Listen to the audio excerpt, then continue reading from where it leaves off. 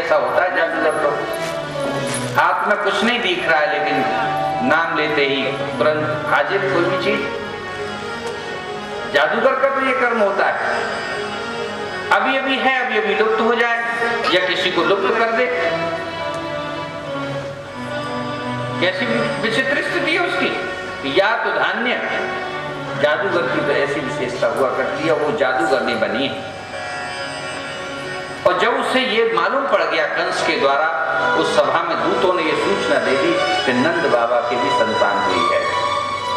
उसी रात को, जिस रात को वो बच्ची छूट करके देव की गई है हाथ से, इसलिए वो ये सोचने लगी कि मैंने कई बच्चे तो मार दिए इस गांव घाट के, लेकिन नंद के यहाँ कैसे जाऊं और उस बच्चे का काम तमाम करके कैसे आऊं जो नवजात शिशु है नंद का। बस इसी फिराक में उसने बस अपने को आगे बढ़ाया,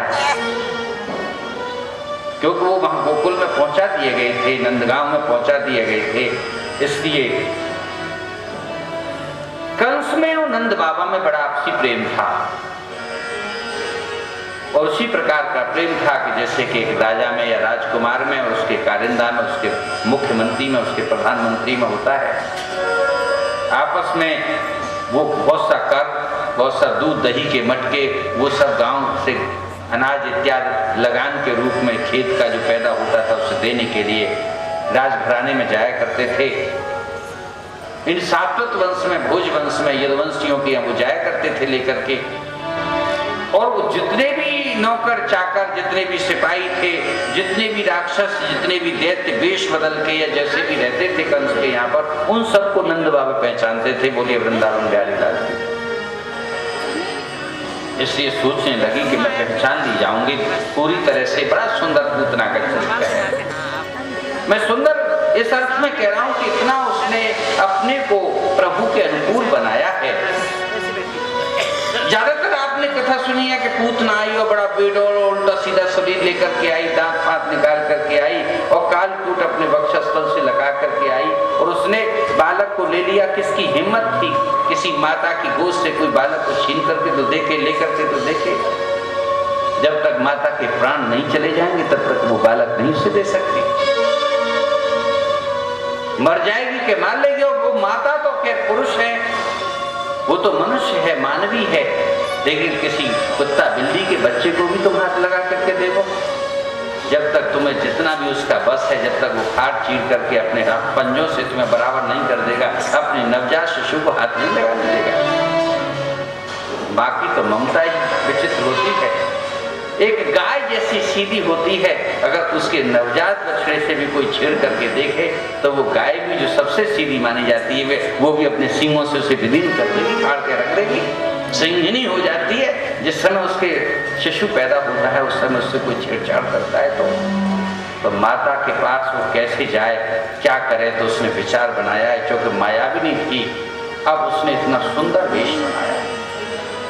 बोले कि मैं पहचान नहीं जाऊंगी अगर अपने असली वेश में जाती हूँ, बेडोल काया लेकर के जाती हूँ, उल्टा सीधा शरीर लेकर के जाती हूँ। तो नंद, उपनंद, महानंद और भी ये सब कई भाई थे, गोप ग्वाल सब कुछ आते जाते रहते थे कंस के यहाँ पर किसी न किसी काम से, ये मुझे पहचान लेंगे। तो उसने आदरणीय भक्तों अपना पूरा ब्रजमंडल की सिवाने में पहुंच गई। वो उस गोकुल नंदगांव की बिल्कुल बाहर की सीमा में झुंड झूठा के सारे अपने को उसने वहां पर स्थापित किया और वहीं पर अपनी एक सुंदर माया से अपनी एक बिस्तर और एक चुनरी जैसी बिछाई और उस पर वो कैसा सुंदर श्रृंगार करती है।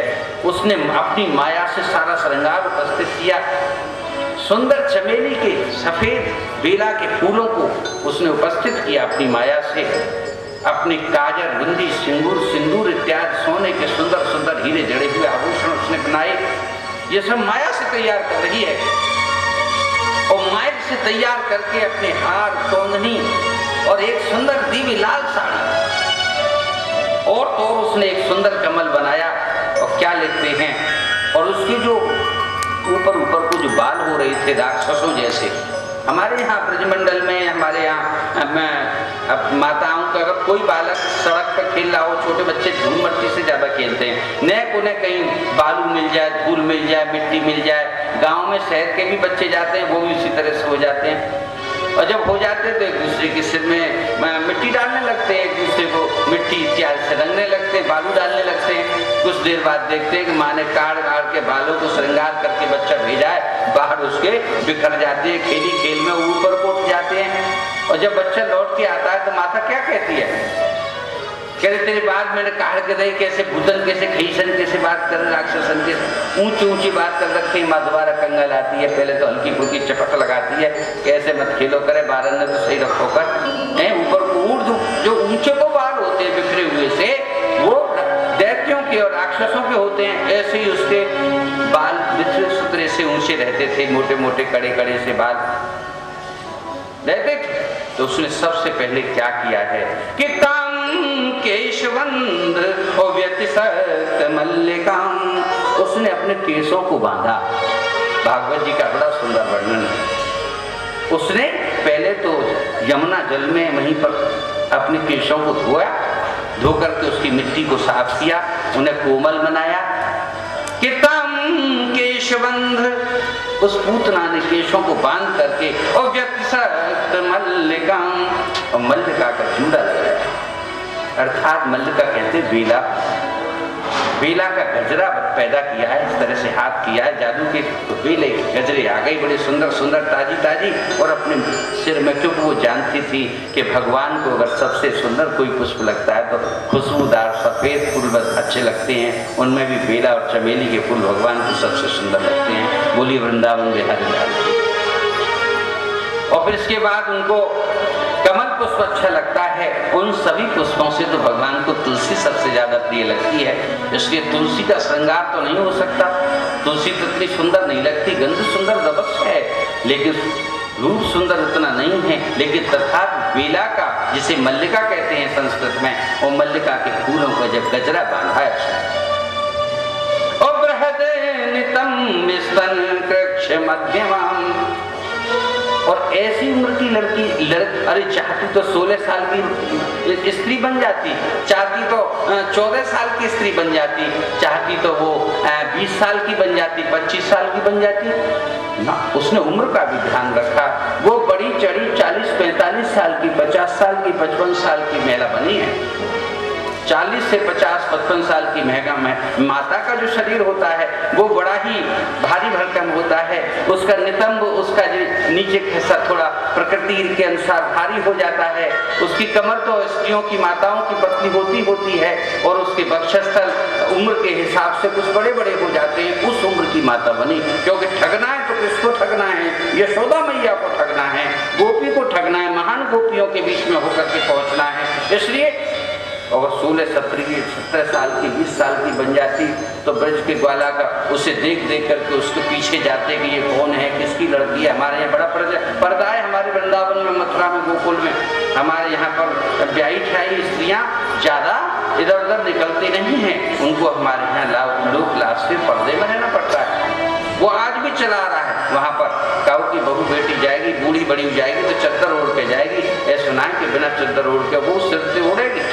आप देखें कि बांके बिहारी के जब पट खुलें, आप देखें कि जब द्वारकाधीश के मथुरा में पट खुलें, तो वहाँ पर बड़े मान मर्यादा से बहु बेटियां निकलती हैं। तब कहीं जाकर के भगवान के दर्शन करके आती हैं और भगवान भजन कीर्तन करके आती हैं, और तब कहीं आकर के तो उसने भी वैसा ही कि बृहद नितंब, मोटे मोटे स्तन बनाए, और स्तन कृक्ष मध्यमाम, और पतली कमर बनाई, और उसने अपने नितंबों को बड़ा बनाया 50 साल की महिला के आसपास। और सुवास बदबू छूट रही थी उसके शरीर से, क्योंकि वो मांस खाती थी, बड़ी भयंकर थी, इसलिए फुस फुस करके उसने परफ्यूम भी लगाई, सुवास सम्मान सुंदर सुगंधी को भी लगाया। और कंपित कर्णभूषणम, और कानों में सुंदर कुंडल पहने, और इस तरह से जब चलती है तो कुंडल हिलते जाते हैं, बड़े बड़े कुंडल पहने। बड़े घर की महिला जब भी मालूम पड़ती है, जब बिलान भर के बाले झाले जब तक न लटके, जब तक सास श्रृंगार और जब तक अच्छी तरह से कंगन वंगन और शेर सोना जब तक ना हो, तो तब तक कैसे मालूम पड़े कि कहूँ जाहिर हो, कहूँ कि कोई आ रही है। बोलिए वृंदावन बिहारी लाल की जय। तो इस तरह से उसने रूप बनाया कि सुवासितम कंपित कर्णभूषणम और विलोल सत कुंतल मंडिताननम। उसने जो अपने बाल थे वो काढ़े ही नहीं, अब तो सलाई डाल करके यूं करके कुछ इस तरह से घुंघराले भी बना लिए कि बिलोल्लसत वो हिलते हैं हवा का झोंका लगने से। कुंतल माने बाल, मंडता नमोम, और इस तरह से गुच्छा सा लटका लिया थोड़े थोड़े बालों का। चोटी तो पीछे पूरी बनाई, लेकिन 2-4 बाल यहाँ पर ऐसे घुंघराले से लटक रहे हैं। मैंने तो ज्यादा नहीं देखा, तो माताओं को देखने की मुझे आदत नहीं है, पर पूतना को मैं जरूर देख रहा हूँ इसमें। बोलिए वृंदावन बिहारी लाल की जगह पूतना कैसी सुंदर बनी। ऐसे उसने बाल भी बनाए, ऐसा उसने रूप भी बनाया। और तो और उसकी जो ची करके मांस के कारण गला और मोटापा बढ़ गया था, तो ऐसी सीटी की सी आवाज बोला करती थी। कैसी बोला करती थी वो सीटी की सी आवाज? तो वो इस तरह ची करके बोला करती थी, लेकिन बल उसमें ची की आवाज बोला करती थी। लेकिन उसने गंभीर वाणी, जैसे बड़ी चढ़ी महिला की होती है, वैसी गंभीर वाणी को उसने बनाया है। और तो और उसने क्या किया है कि मनोहरंती वनिता व्रजो कसम, लहंगा पहना और ऊपर से फरिया डाली। साड़ी वाड़ी में नहीं है, लहंगा फरिया पहनने की हमारे यहाँ रिवाज, फरिया कहते हैं सिर का वस्त्र, और वो लहंगा चलता था, वो पहना, गोटा लगा हुआ, बड़ा सुंदर जड़ाऊ। और वो कैसी लगने लगी, यहाँ पर बड़ी सुंदर बात कहते हैं वेद व्यास जी कि अमंसतयंबोज करेण रूपणी, और एक कमल का फूल हाथ में ले लिया, ताजी फूल यमुना में से फाड़ लिया, उसमें सुगंध छूट रही है, उसको हिलाती हुई और बल खाती हुई और मस्त होती हुई और बड़े गजकामनी जैसे चलती है, वो चलती चली आ रही है। यशोदा मैया के घर में जा रही है, भगवान को कालकूट विष जहर अपने स्तनों पर लगा लिया, जिसको पीना तो बहुत दूर है, जिसको चाटने मात्र से मृत्यु हो जाती है। हमारे यहाँ शास्त्र में उस विष को कालकूट विष कहते हैं। तो गोटेदार लहंगा पहन करके कैसे बनी है? गोटेदार में ये गोटेदार लहंगा निकली जब डाल के,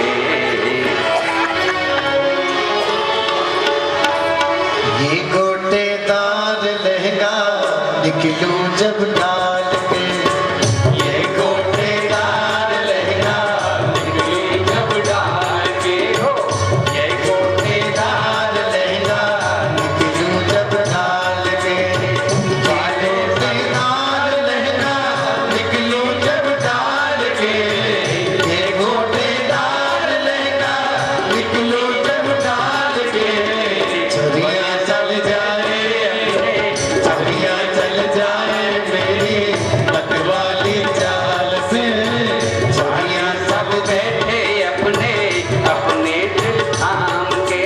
ला ला ला ला ला ला ला ला।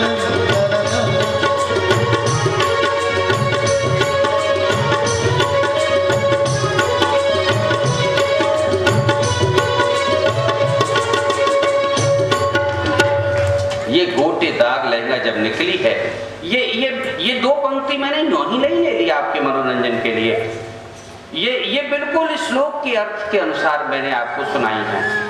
आप समझिए कि श्रीमद् भागवत का मंच ऐसा मंच है जहाँ पर कोई उल्टे सीधे गानों का मंच नहीं है, लेकिन जिस समय वो इस तरह से फूल घुमाती हुई, बल खाती हुई इस तरह से जो जा रही है, तो चौपाल पर हुक्का गुड़गुड़ा रहे हैं जितने भी ग्वाल हैं, नंद हैं, महानंद हैं, उपनंद हैं, और भी युवान कुछ थे, वो सब के सब ये गैल में रास्ते में ये देखने लगे कि ये किसकी भार्या है, ये किसकी पत्नी है, ये कैसे जा रही है, ये कहाँ जा रही है, ये तो हमने आज तक कहीं नहीं देखी। इतनी सुंदर महिला, इतनी दिव्य स्त्री हमने नहीं देखी। सब ठगे के ठगे रह गए, ग्वाले सब देखें अपने अपने दिल थाम के, वो देख रहे हैं कि आखिर ये कौन है। कल की चर्चा चल रही थी, चौपाल पर सब बैठे हुए थे, सब अपनी अपनी बातें कह रही थी और सुन रहे थे कि भैया कल तो जो आनंद आयो का है, वाको तो कुछ ठिकाना ही ना है। कैसे कैसे नोट बरसे, कैसे कैसे रुपया सबको भेटे नहीं गई, और सब आपस में गले मिले, फूल वर्षा, ये सब फल खिलौना सब सोने चांदी के लुटाए गए। अरे नंद बाबा ने तो इतनी गाय दान में दी, ब्राह्मण लोग सब बैठे हुए हैं और अपने अपने दरवाजों पर बड़ी चहल पहल हो रही है। स्त्रियां घर में भीतर अपने काम काज में व्यस्त हैं और वहां पर पहुंच जाती है। तो उसका वर्णन करते हुए कहते हैं हमारे वेद व्यास जी कि वो कैसे लग रही थी जब रास्ते से जा रही थी। के मंसतम अम्बोज करेण रूपिणी, हाथ में लेकर के कमल जब जा रही है तो कैसे लगती है कि गोप्य श्रियम दृष्टुम, गोपों ने ऐसे देखा जैसे लक्ष्मी को देखा हो। बोलिए वृंदावन बिहारी लाल कि श्रियम दृष्टुम एवागताम पति, जैसे अपने पति से मिलने के लिए लक्ष्मी जा रही हो। कितना सुंदर रूप बनाया है, लक्ष्मी जी की सुंदरता के बराबर सुंदर बनी। इस पंक्ति से को कहकर के क्या कहना चाहते हैं हमारे सुखदेव जी महाराज कि गोप्य श्रियम दृष्टुम, गोपों ने कैसा देखा पूतना को, किस रूप में पाया कि श्रियम दृष्टुम, जैसे लक्ष्मी को देख रहे हैं। गतम पति, कि अपने पति से मिलने के लिए क्षीर सागर में जा रही हो।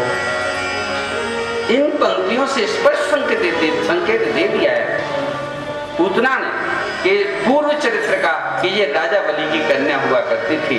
जब बहुत सुंदर वामन भगवान ने अवतार लिया, ये इस पंक्ति के आधार पर ही है, अलग से कोई सुना लगाया हुआ झेपट नहीं है या कोई ऐतिहासिक कथा नहीं है कि उसे वैसे ही उसे कपोल कल्पित कहानी और उसे वैसे, इतिहास कथा है। तो जब वामन अवतार सुंदर उसकी सभा में पहुंचे हैं तो उस राजा बलि की कन्या की दृष्टि पड़ी, उसका नाम मातुली था। उस मातुली की जब दृष्टि पड़ी है उस पर वामन भगवान पर, तो पति के रूप में चाहने लगी और मनी मन सोचने लगी कि इतना सुंदर बालक जैसा इनका शरीर है, इतना भव्य शरीर है, अगर ये मेरे, और वो भी स्वयं बालक ही थी, 15-16 वर्ष की थी, वो भी कोई ज्यादा बड़ी नहीं थी मातुली, राजा बलि की कन्या। तो वो उन्हें चाहने लगी, तो प्रभु ने समझ लिया उसके मन की भावना को और ये कहा कि तू यहाँ पर राक्षस कुल में जन्मी है, अभी तेरे कर्म बंधन पूर्ण नहीं हुए हैं, कई कर्म बंधन तेरे जकड़े हुए हैं मुझे पाने के लिए, अभी तुझे एक बार और अवतार लेना है, वो भी राक्षसी का होगा, और तब जाकर के, तो वो कामना उसकी मरी नहीं, भगवान को उसी रूप में चाहने, वही पूतना बनी। और पूतना बन करके फिर उसी भाव में जा रही है कि जब तो मुझे नहीं मिले थे, लेकिन आज मैं भगवान को उसी साज श्रृंगार के साथ रूपवती होकर के उसी रूप में मैं उन्हें अनुभव करूंगी। लेकिन क्योंकि कंस का आदेश है और मुझे बच्चों को मारना है, अपने भरतार का प्रिय करना है, इसलिए वो कैसी बनी कि गोप्य श्रियम दृष्टुम एवां गतां पतिम, कि अपने पति से मिलने के लिए जा रही हो। भगवान तो सबके स्वामी हैं, सबके पति हैं। पूतना ने भी ये सोचा कि यदि मैं राक्षसी होकर के भगवान के पास गई और मरी, और श्याम सुंदर तो अत्यंत सुंदर हैं, प्रेरित तो मैं कंस से हूं क्योंकि उसका खा रही हूं और उसने मुझे भेजा है, इसलिए क्यों न मैं श्याम सुंदर से सुंदर रूप धारण करके मृत्यु को प्राप्त होऊं। तो उसका भगवान तो वहां पर पहुंचती है और जाकर के जैसे ही नंद रानी के घर में घुसी है, सबसे बधाई देती है कि नंद रानी बधाई है, आपको बधाई है। और नंद रानी बालक को गोद में लेकर के बैठी थी। जैसे सुंदर स्त्री को उस पूतना को देखा है, जैसे ही भव्य रूप में देखा है, तो देखती रह गई कि ये तो कल कोई स्त्री ऐसी नहीं थी, ये तो कोई अन्य आई है। तो जाते जाते अपनी ओर से बोली, करी देखो मैं तो बड़ी काम काज में ऐसी व्यस्त रही और मैं आपके कल के उत्सव में तो आ ही नहीं पाई। देखो नंदरानी, तुम तो जानती नहीं हो, बुढ़ापे में संतान हुई थी, बुढ़ापा 50-55 साल पे आ जाता और उन्हीं की उम्र की महिला बनी थी वो, और तुम तो मुझे जानती नहीं हो। हम तुम्हारे दूर के रिश्ते में, ऐसे ब्रजमंडल में, हम मथुरा के में उस गांव के रहने वाले हैं और हम तुम्हारे दूर के रिश्ते में, तुम हमारी भौजाई लगो, मैं तुम्हारी नंदी लगूं। कछु ऐसा मत सोचो। जब सुनी कि जब नंद रानी आई है तो उनके लिए पीड़ा उठाने के लिए बेचारी भागी, बालक को पीढ़े पे अपने पे सुलाया और पीड़ा लेकर के जैसे ही वो, जब तक कि वो पीड़ा लेकर के दूसरा बैठा आसन लेकर के आती हैं, तब तक तो उठा करके भगवान को अपने आंचल से धक्कर के झट से गोदी में लेकर के अपना दूध मुंह में दे देती है और भगवान भी समझ गए कि ये मुझे मारने के लिए पूतना आ गई है, और भगवान ने उसके स्तन को बड़े कह करके और बड़े जैसे भूखा बालक अपनी माता के आंचल को पकड़ता है उसी तरह से मुंह खोल करके पकड़ा, और पकड़ करके उसे आनंद से पीकने लगे। और पी करके उन्होंने सोचा कि अब उसके आंचल के माध्यम से ही भगवान ने उसके प्राणों को अपनी ओर खींचने की जब जैसे ही कोशिश की है, और जब तक कि माँ दरवाजे में से अपने कोठे में से अंतपुर में से जैसे ही पीड़ा लेकर के आती है, और तब तक तो भगवान ने अपनी पूरी शक्ति को उसके लगा दिया प्राणों को खींचने के लिए। अब वो क्या कहती है कि सामुंच मुंचालमिति प्रभाषणी, अरे छोड़ दे, पहले तो धीरे से कहा छोड़ दे छोड़ दे, अरे छोड़ दे, लेकिन भगवान तो ऐसे चिपक गए कि उसके आंचल को छोड़ते ही नहीं है, उसमें पीड़ा होने लगी। तो क्या कहती है कि सामुंच मुंचालमिति प्रभाषणी, वो प्रभाषणी मतलब सुंदर तरीके से बोल रही है, अरे छोड़ दे छोड़ दे, प्रभाषणी अच्छा भाषण दे रही है, लेकिन निष्पीड्यमान किल जीव बर्मणि, उसके पूरे शरीर में पीड़ा होने लगी, प्राण खींचने लगे उसके, और विवृत्र नेत्रे चरणों भुजौ, इतनी देर में भगवान ने उसके प्राणों को खींच लिया।